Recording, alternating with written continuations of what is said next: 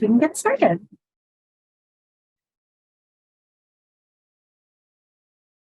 Again, this is the Master of Science in Medical Laboratory Science Leadership information session for our fall semester. I'll let you take it away with your introduction. Okay. Well, welcome everyone. I am Dr. Pat Tille, and I am the program director for the Medical Lab Science program. So I'll be providing some of the information for you this evening and answering any questions you may have.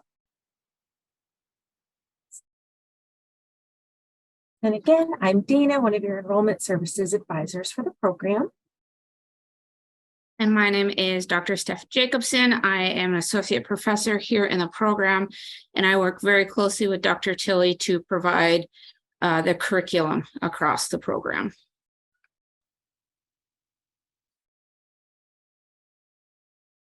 So let me give you a little bit of an overview about the program at the University of Cincinnati. So one of the things that is really nice about this program is it offers you an opportunity to focus some of your courses to fit your career goals. We actually have 4 concentrations, and I'll talk about them in a little bit more detail later. But we have healthcare management, administration, we have a higher education track, and we have 2 advanced practice pathways that I'll talk about. If you finish a master's degree and you work in an appropriate area in the laboratory, you can actually sit for a specialty certification by ASCP.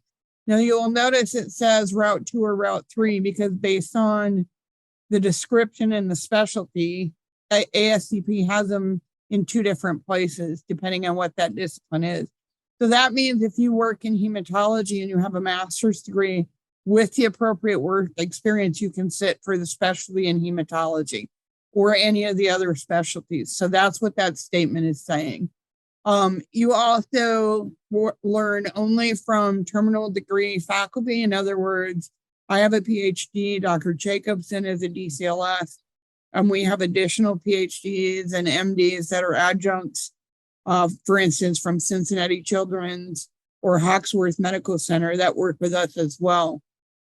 Again, you're gonna see a little bit later about some of the earnings and opportunities, but we all know that there's a little bit of a shortage out there in the laboratory just of laboratory professionals overall.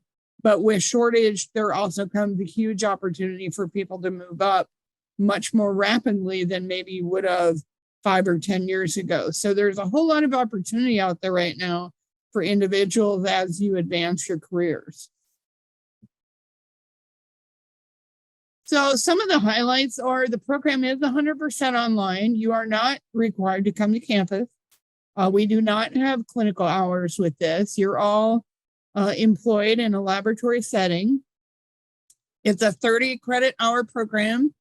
It is actually a 5-term program, so we go year round, and you can complete your degree in less than 2 years. It's actually about 18 months.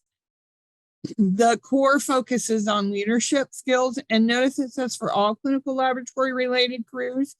So you do not have to be a certified medical lab scientist or a medical lab technician to be in this program. We also have histology professionals, cytotechnology professionals, research professionals, specialty lab professionals like transfusion laboratories. We also have educators in this program. So everybody comes in with their own background. And again, that's where the concentrations work nicely. And not only do you work with the faculty that are well connected, so we are very much involved in our professional organization, both nationally and internationally, that you also get to interact with the other laboratory professionals that are in the program. And you will probably overlap into some of the other cohorts with other students that have already started in the program. So here's what the curriculum looks like in a nutshell. There are 6 core courses that everybody takes, so that's about 18 hours. That's kind of the foundation of the program. So it includes things like interprofessional collaboration, evidence-based practice, leadership, ethics, general topics, quality management, quality assurance, a little bit of biostatistics. So all of that is in the 6 core courses that everyone takes. Then you take 3 courses in your area of concentration. Now, you can see the concentrations listed here.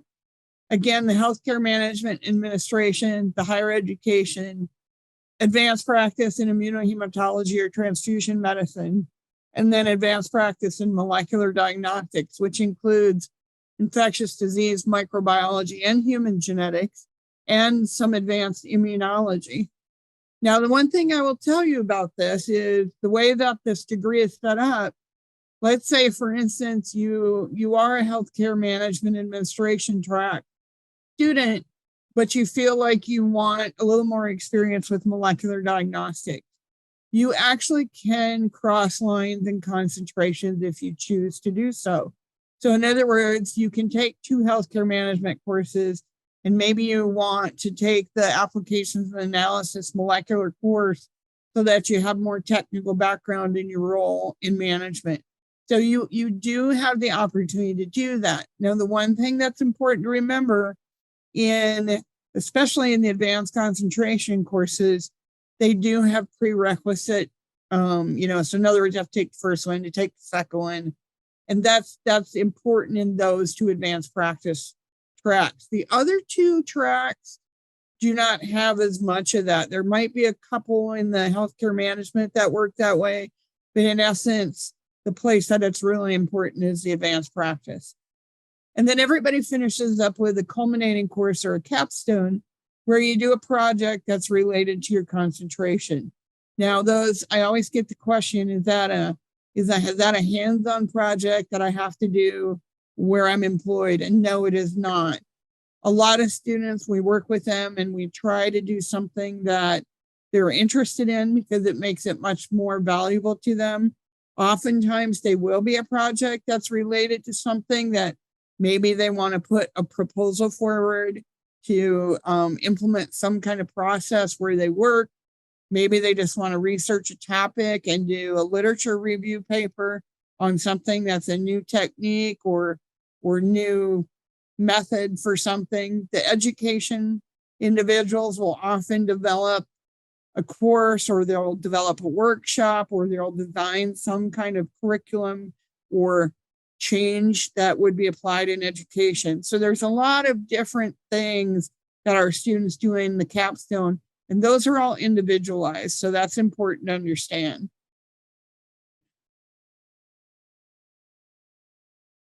The return on investment, well, this is what I was talking about earnings. And ASCP does an annual salary survey, and it always takes them a little while to get the data out. But this is the most recent data that we were able to pull from ASCP, that the average salary of a bachelor's level laboratory scientist is about $70,000. Now, we all know that it varies by geography. So it varies if you live in California versus South Dakota versus Florida. So realize these are means, and we do know there's variability there. If it's a lead or a manager with a master's degree or specialty training, the average salary is between $85,000 to $95,000, and a laboratory director is averaged $111,000 a year. And again, depending on where you work, those advanced degrees are either often required or they do enhance your opportunities for those positions. We have a lot of students that are supervisors, administrators, managers, laboratory directors. We have regional laboratory directors. We have faculty from the East Coast to the West Coast. I can say that now. We also have individuals that are supervisors now in histology laboratories that when they started our program, they were staff technologists. So we do see a lot of success with our students, and it's part of the information that we collect from them, as to where they started, what's their intent, and we keep in touch with them. So it's nice to see that the program has provided success and return on investment for our graduates.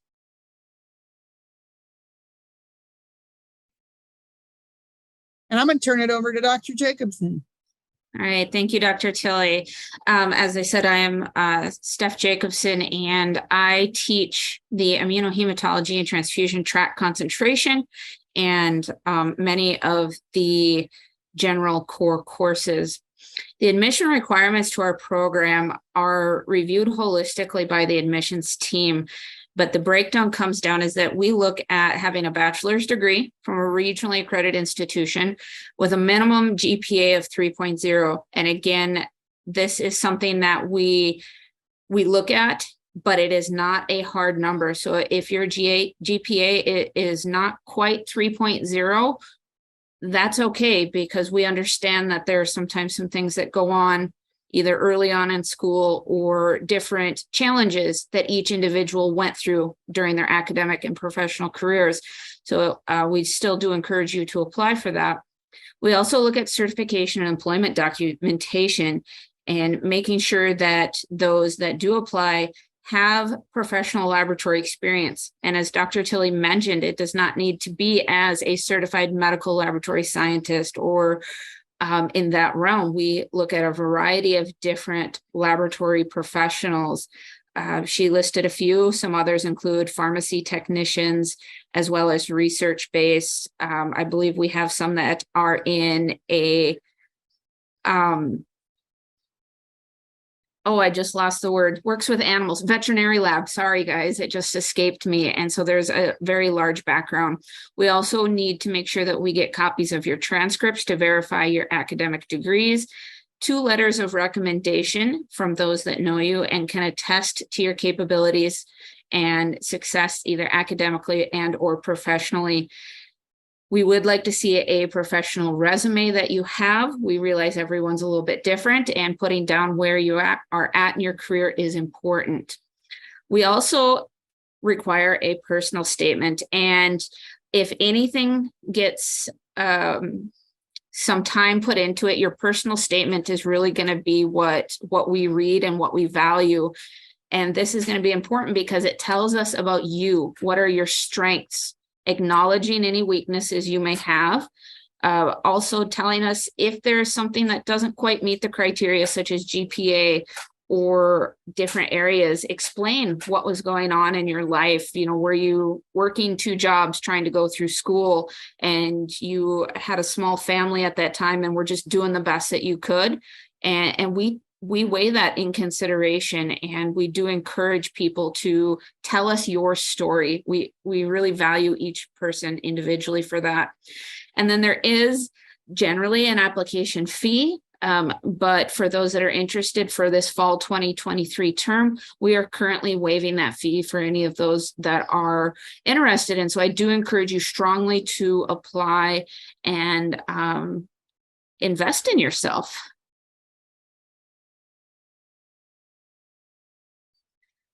And along with that, we do have a few different scholarship opportunities that are available to those in the Masters of Medical Laboratory Leadership program. And these are specific to those available at application. There's 2 that we have. They're $1,000 each.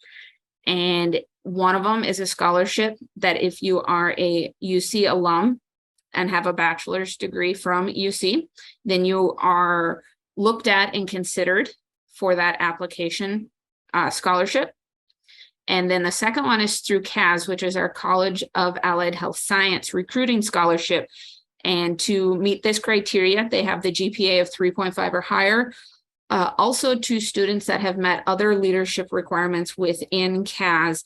And these are available and are looked at upon application. Then we also have additional opportunities for those that have reached their second year students. And this scholarship is specific to those in the laboratory leadership program who demonstrate exceptional leadership qualities within the program, as well as through their professional career, and sharing those stories. And we want to share in those successes with you. And we love hearing stories. And this is a way for us to honor some of those students that are showing those leadership qualities that we value. All right. So when it comes to the UC Online student experience, something that we really do pride ourselves in is the application to graduation support that we provide. And if you are already applying to this program, or if you've requested any information, you may have been speaking to myself or another member of my team on the enrollment services advisors. And what we do is partner with you to see if this is the best program to meet your goals, as well as help you build those application materials and ensure everything is turned in so that you can be considered for the next upcoming semester. But another thing that we do that's pretty unique is we partner you with a student success coordinator once you are in the program. So this is someone that, like myself, works directly with the program to understand the curriculum and the plans of study that you can kind of choose from and build out with your time at UC. So that student success coordinator would work with you from the time that you confirm your spot with us all the way up until your graduation. And another resource that we provide is, even though that you would be an online student, you don't necessarily have to be located in or near Cincinnati in that case. But if you are or would like to visit, you would have full access to facilities, libraries, technical support, and the writing center, as well as some other resources we have available. In addition to that, I know this was touched on a little bit earlier, but there are some great networking opportunities, especially within this program, because of our well-connected faculty. They really are able to provide you with those awesome networking experiences, as well as some of our alumni and students that may be a little bit farther along in the program. Another awesome thing I like to mention is, again, if you're not local to the University of Cincinnati, that's okay. You are always more than welcome to walk at graduation, and we do a little bit of a celebration for our online students. So it's really awesome to kind of get to meet face to face after all of that time, working behind the screen. And the next steps, if you are ready to apply or request some more information, would be to visit our website, online.uc.edu. And on there, like it says, you can go ahead and there will be a button where you can directly start the application if that's what you're ready to go ahead and do. But if you have a few more questions, you are able to also go in and request information. And that what would trigger what I mentioned earlier, being partnered with a student enrollment services advisor, and we'd be able to take you through those application steps. But here on the screen, you can also see some testimonials from one of our alumni, as well as an interim MLT program director at Wake Technical Community College. You can take a moment to look at those. And we will be doing a Q&A on the next slide. So you can also take this time, if there's any questions, you can drop them right in the chat or the Q&A portion.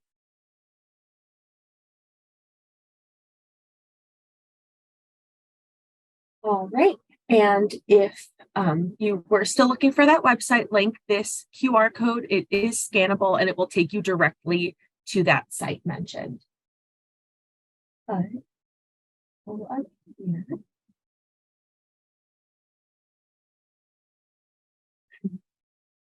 Have any questions? Now is the time. That's what we're here for.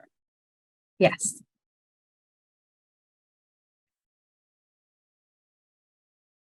I'll take a few moments for those to come in. Oh, there we go. Perfect. So it looks like we have our first question. It is it possible to complete 2 areas of concentration? I understand you can cross concentration lines, but if you want to complete 2 full concentrations, is that possible? Molly, yes, that is. In fact, we have a student doing it now. The student finished the immunohematology transfusion track and is now doing the molecular track.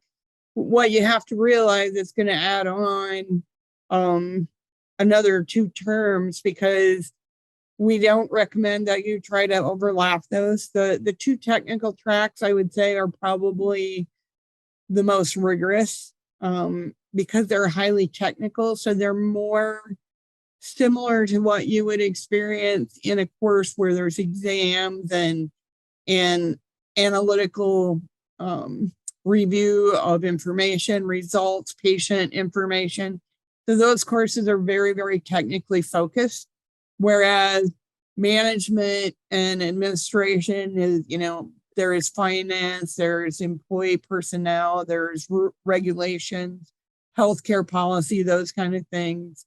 And then education, there's a lot of pedagogical theory, designing curriculum, working with students, how to understand accessibility for students, how to design programs, accreditation standards, those kind of things. So again, we don't stop you from doing it, but just realize it may add a little bit of time on to you to complete the degree. Perfect. And we have our next question from Jacqueline. They ask, are the letters of recommendation due at the same time as the application? So yes, on the due date for your application, all materials will be due. So what you would do on there is you would input email addresses for your recommenders directly into your application, and then your recommenders would receive an email asking them to submit the letter on your behalf. So those will all be due at the same time. And our next question from Sylvia is, would you say the transfusion track would be helpful with preparation for the SBB certification exam? I will go ahead and answer that one. And the answer to that is yes, it would be extremely helpful that although this is not an SBB track program, if you were to look up through ASCP, completion of the immunohematology track will prepare you and qualify you to sit for the SBB exam. I'm just going to jump on top of that. There's actually 3 courses. Again, it's a concentration. So it's split, all that content is split across 3 different courses. So it literally is 9 credits of blood banking and transfusion medicine.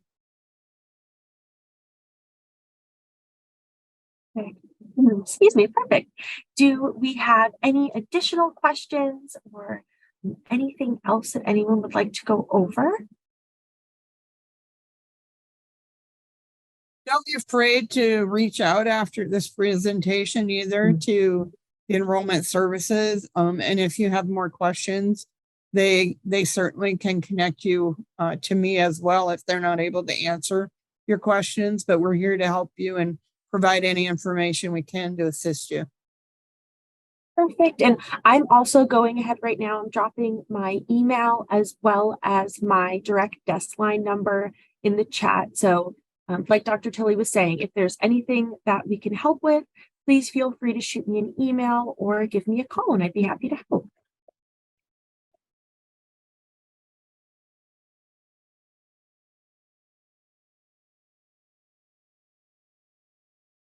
Perfect. Well, I think that might be all of our questions for today. Oh, I just got one more in. This one says, it is from Abiodun. I am an international student from Nigeria. Please can I get the recording of the webinar? Yes, this webinar will be fully recorded and it will be available to you. I am going to go through everyone that attended this webinar, and once that recording is available, it will be sent out to you.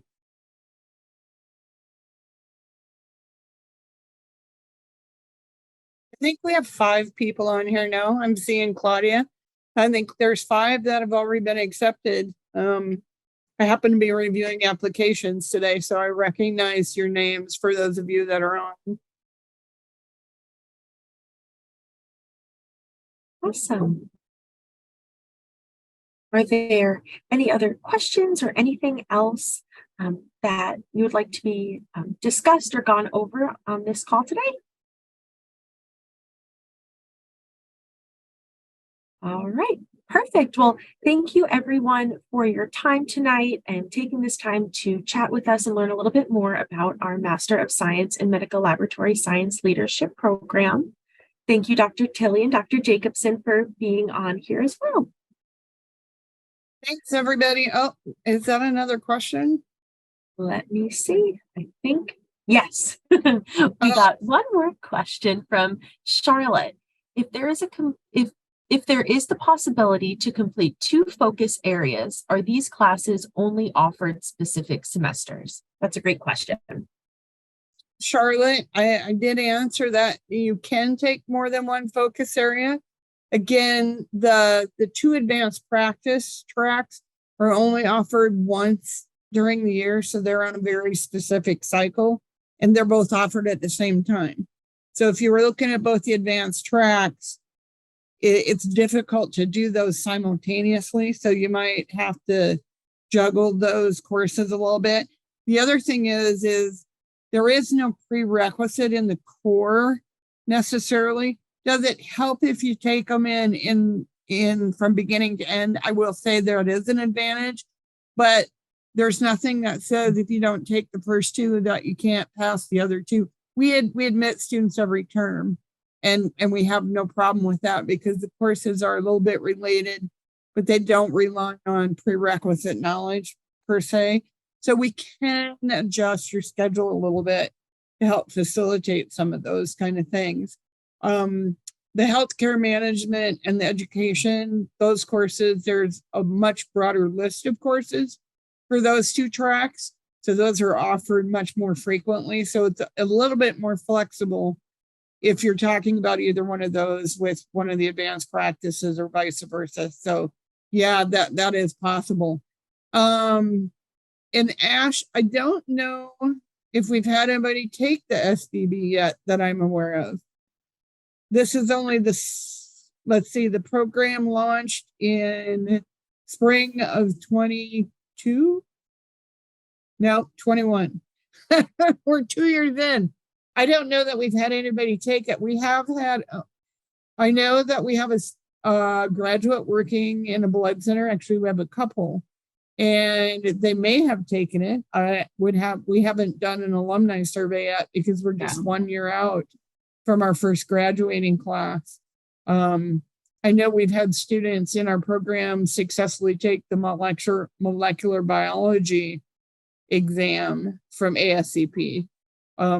I have not talked to any of the transfusion students, so we're just in the process of sending out alumni surveys. So we'll see. Sometimes I hear from them, sometimes I don't. Sometimes we have to email them, but definitely we'll let you know when we do some follow-up.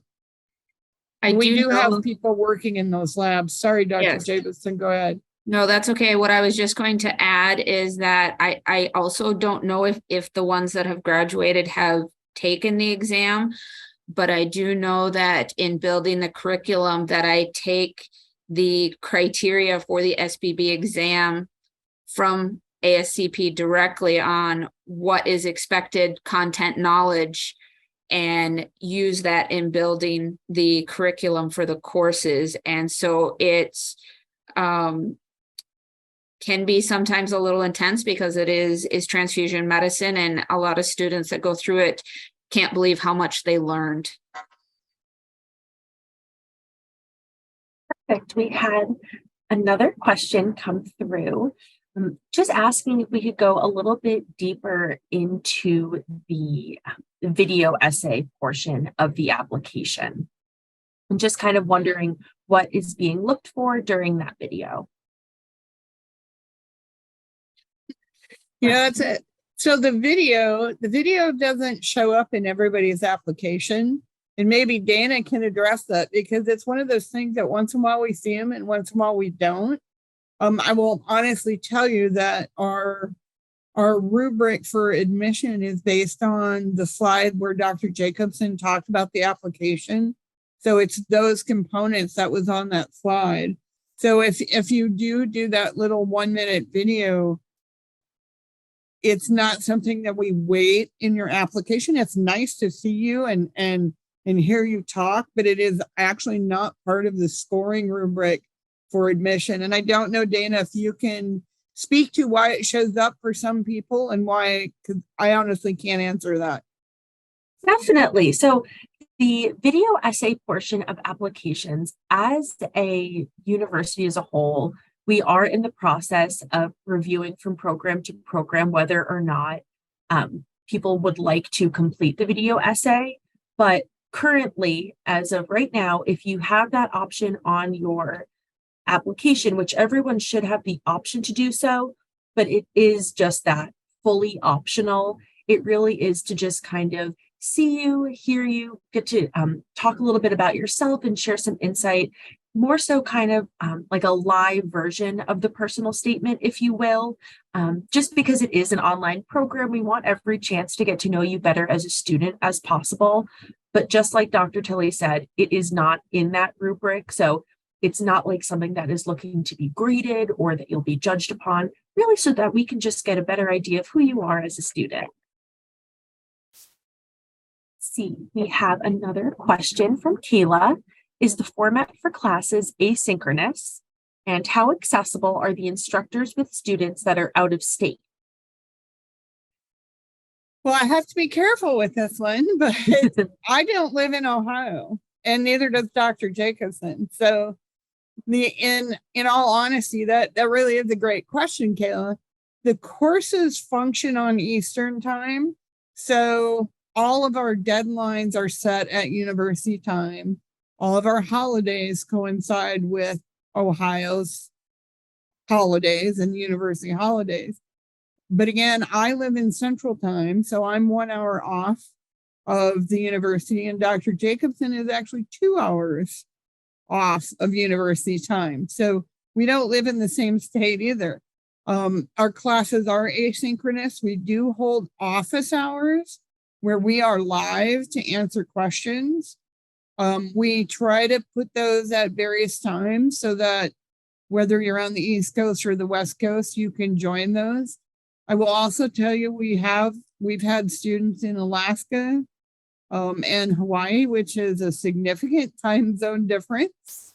And so if we have somebody who is in a situation like that, we can set up office hours one-on-one with you to help you, because like we will have a student right now that's in Turkey. And so that individual student is awake at 4 a.m. my time in the courses, and I'm not doing office hours at 4 a.m. So if that student would need a one-on-one meeting, we work to make sure that we can figure out a time where we can make that work. But we do have and have had students that are international, students that are in the military that are out of the country. We are required, I think in our syllabi, it says to respond to you in 48 hours. I would be totally honest and tell you that if it took us that long to respond, you should be wondering if there's something wrong. I know Dr. Jacobson and I will respond in 24 hours or less in most cases. And if we're on the computer working and you have a question about an assignment, we'll do our best to respond as rapidly as we can. A lot of times my students will go, you respond, I respond within 5-10 minutes because I'm working. I'm full-time online. Now, that doesn't happen all the time because we also have meetings and other responsibilities. So, I can't guarantee that you'll get a 5-minute response when you're working on something. But we also know that students don't email us unless they need something. So, you don't, although I will say once in a while, a student will email me a picture of a weird microorganism because they found something interesting at work, right? Dr. Jacobson, do you want to add anything to that? Yes, and that because we are online and because we understand the online environment, Dr. Tille and I have been teaching online for many years, way before COVID ever happened, and we have a strong history of teaching online, so we understand that dynamic very well. And with that, we frequently will have our office hours in the evenings, not during standard work hours. We may have a work day, we have meetings, but a lot of times that's when we hold our office hours, is in the late afternoon to evening hours, much like this time of this meeting. And frequently we may say, let's touch base on a Saturday, because that's what works with your personal work schedule. We realize a lot of times your jobs may be Monday to Friday. You may be night shift, maybe evening shift, or work rotating 12s. And we get that. The biggest thing is communicate with us, and we do our very best to communicate our schedules and timelines with you. And we're able to meet those needs of students very well because we understand and appreciate that dynamic. So Dr. Jacobson, Ash has a question in the chat. Wants to know if the technical manual is useful for taking the transfusion courses. She has a copy, but she's also excited to see what other resources that are used in that concentration. We actually do use the technical manual in all 3 of the transfusion medicine courses in that track. It is one of our staple textbooks that we use, because we really dive into those regulations, quality metrics, quality assurance, and going through those troubleshooting processes. And so we do break out that good old technical manual and get through those regulations and really understand them. It's very exciting, very stimulating material. Of course, I feel that way about molecular, but not everybody does. Good questions, though, by the way.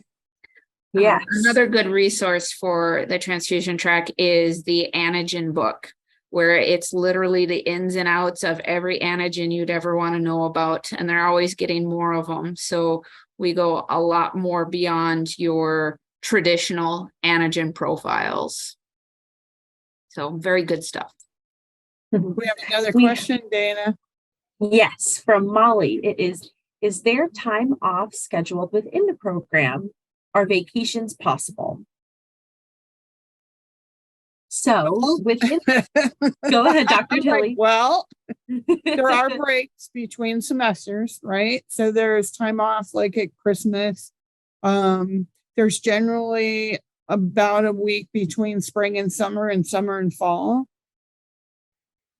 If you want to take a break during the program, so once in a while we'll have somebody, we've had several students that have had children during the program.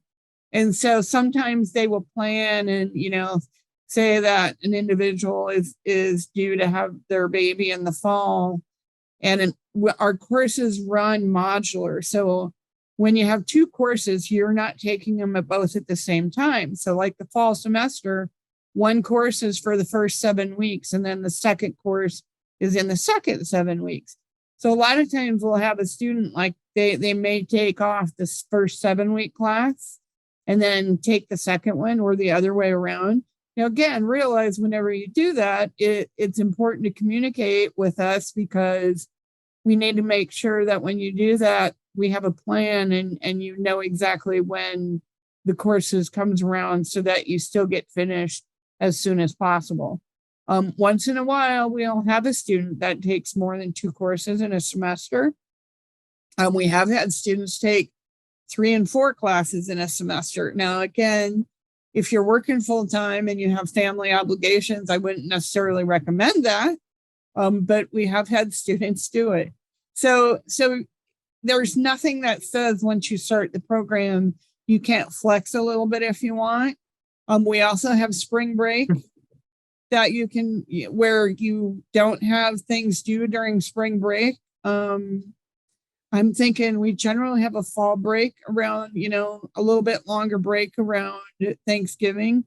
I mean, you can flex some vacation during those school breaks, just like you could any other time. Again, because our courses are modular and they're 7 weeks, it's a little bit difficult if you want to take a whole week off during a 7-week class. So I would try to work with the schedule. And again, we can work with you as much as possible, but there is some flexibility in there if that's what you choose to do. We actually have a student that's also doing the program well, really, really part-time. And what I mean is the program's considered part-time because you only take 2 classes a term. We have a student that's taking 1 class a term. And it's her personal choice. Now, it's obviously going to take her longer than 18 months because she's chosen to only take 1 class a semester. But that may be also, maybe she's paying for that out of her pocket. Maybe she's, because you can't get financial aid if you're only taking 3 credits, and maybe her employer is reimbursing her, but she is only taking one course per term. So there is some flexibility. It's just that it's important to communicate, and we can work with you on that. And all of the MLSC courses are 7 weeks, with the exception of the capstone, which goes the whole semester. And there's a reason for that. It's a major project. Some of our students will finish all of their courses and literally move the capstone to a 6th term so that it's independent and does not overlap the 7-week course at the beginning of the term. A lot of students opt to do that because they just feel more comfortable doing that. They don't have to. We have students do their last concentration course and then do the capstone simultaneously. So in the MLSC courses, they are all 7 weeks, but the capstone. In the education track, there's more classes that are 14 weeks. And you can tell that when you go to look at a course, it will say whether it's a 14-week course based on the dates. Plus, we have a student handbook that lists if they're a full semester course or not. I'm trying to think if any of the management administration classes are 12 weeks, and I don't recall it, or 14 weeks. I don't recall any at this point. That doesn't mean there isn't one in there, because the healthcare management track courses also span public health classes, health promotion classes. So there's quite a diverse array of classes, and they're offered in different departments. So they're not just offered in one department. The same way with a lot of the education courses. We have an education course that we teach that's very specific for medical lab science, but our other education courses are outside of our college. And so there's instructional design courses as well as curriculum design courses in there. So there's a little bit broader variety, again, because the advanced practice courses are designed for a very specific technical reason, whereas the other 2 concentrations, again, give you a little bit broader flexibility based on your interest. So if you're in management, but you're more interested in health policy for public health or regulations, governmental regulations versus general overall health system administration, you can kind of focus in the area that you're interested in. And the same way with the education, you can actually focus on online education versus medical education versus pedagogical design and curriculum design. So there's some different focuses in those that you can broaden in either one of those tracks as well. So those are a little bit more variable even than the advanced practice. So there are some courses that are 14 weeks in those, but in our program, only the capstone. Thank you for that question, Jacqueline. Do we have any other questions or comments? A lot of really good questions tonight. Yes. One other And question. again, Go ahead. Go ahead. Oh. I was just going to state that the majority of the MLSC core courses are taught by Dr. Tille and myself in this program. We are the 2 primary faculty that you will interact with, and that we have worked together for many years in many different aspects and capacities, and almost read each other's minds. It's kind of scary sometimes. But with that, you will have a very much consistency with course design. You will have consistencies with course grading, feedback content, and procedural things that sometimes when you're in a program, you have lots of different faculty. which can be good in some aspects. But then each teacher has their own quirks and their own different designs and way they like to do things. But Dr. Tille and I have worked, like I said, many years, and we operate in very similar fashions and present and have very similar philosophies on teaching. And so it does make that aspect going from course to course and between the two of us a much smoother transition and support system, because you can come to either of us for anything and we can help you. We use the Canvas learning management system, and that's actually a really valid point. So when you open an MLSC course, it's going to look similar.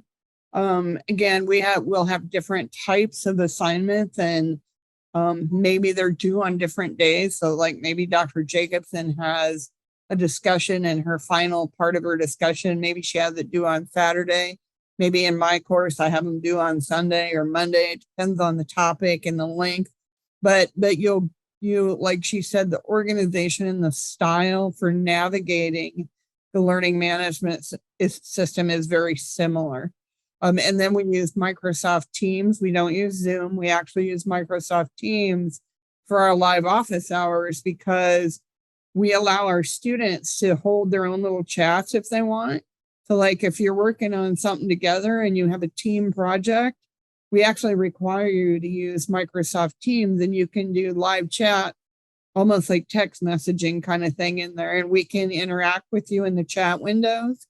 And you can hold your own live meetings like we're doing here with the Zoom. Like if your group wants to get together and literally, some night for 20 minutes or half hour, whatever, and talk about your project, you can do that.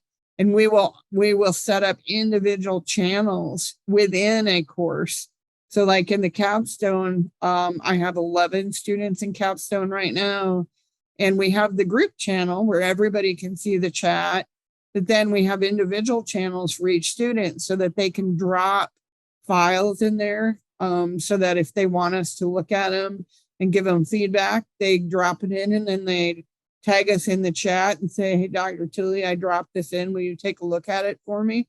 So it's like an asynchronous live interaction in that Microsoft Teams site that is separate from just sending us an email. So we use a lot of different modes to communicate, and it works very well.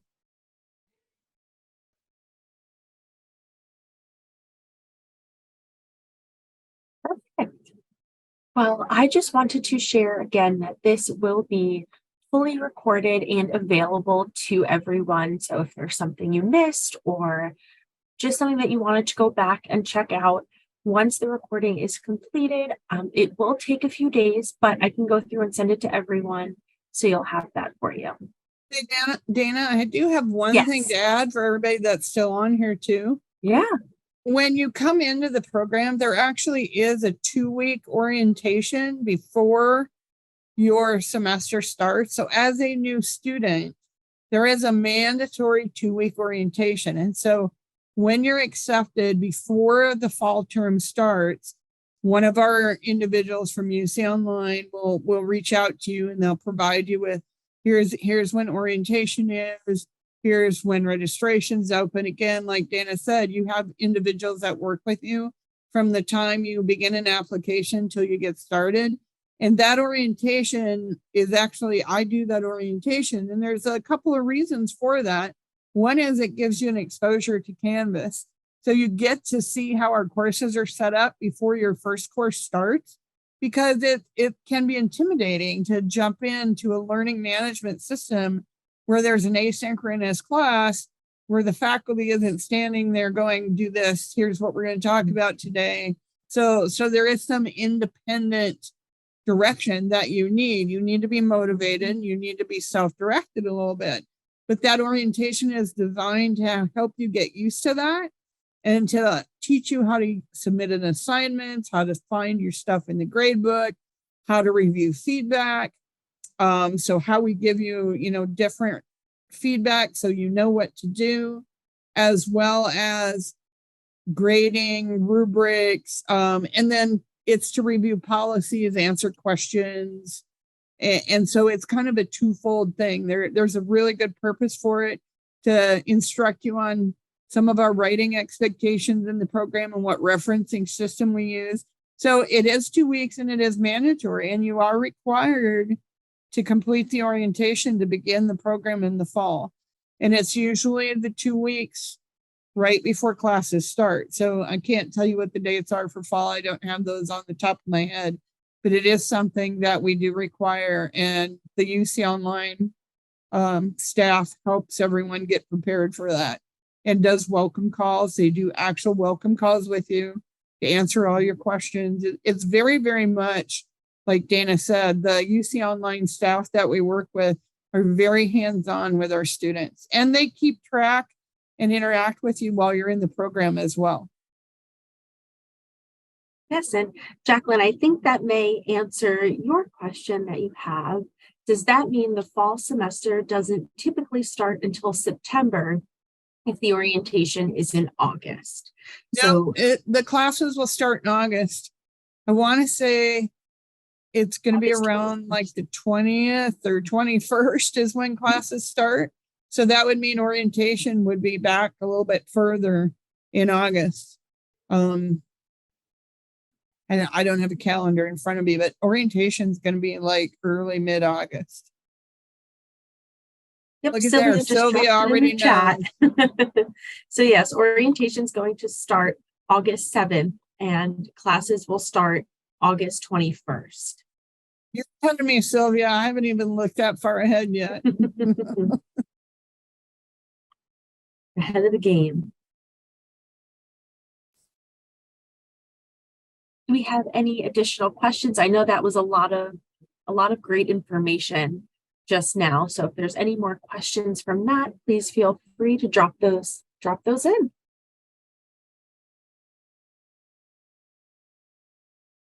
It said it's the 7th through the 18th. You guys are too far ahead of the game.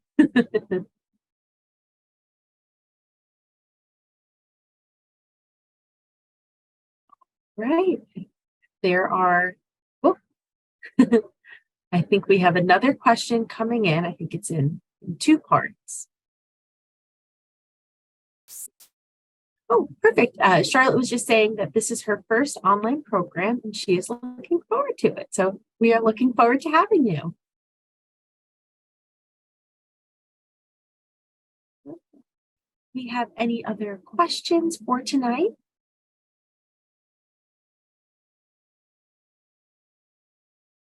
All right. Well, if that is all, thank you everybody for your time this evening. On my end, I look forward to speaking with everyone, helping you with your applications. And those of you that have already applied, we'll see you very soon. And hopefully we'll see some more of you that have joined us this evening. And for those that are watching the recording later that weren't able to join us live. All right. Thank you again, everyone. Have a great rest of your night. Night.